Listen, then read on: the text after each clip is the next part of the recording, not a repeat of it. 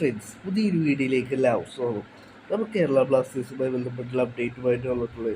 കേരള ബ്ലാസ്റ്റേഴ്സിലെ ചരിത്രത്തിലെ ഒരു മികച്ച താരമായിരുന്നു സന്ദേശ് ജിങ്കർ.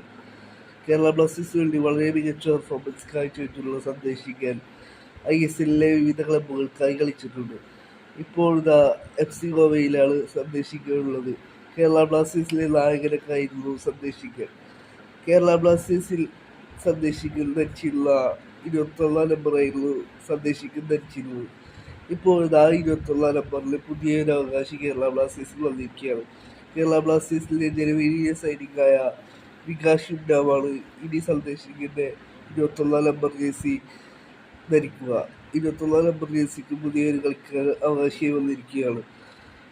ഈ ഒരു ജനുവരിയിലായിരുന്നു ചെന്നൈയിൽ നിന്ന് വികാസ് ഷിംഡാവിനെ കേരള ബ്ലാസ്റ്റേഴ്സ് സൈൻ ചെയ്തത്.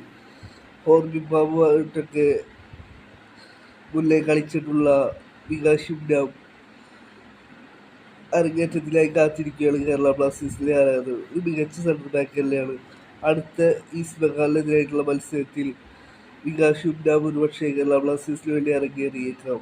അതിനായുള്ള കാത്തിരിപ്പിലാണ് കേരള ബ്ലാസ്റ്റേഴ്സിലെ ആരാധകർ.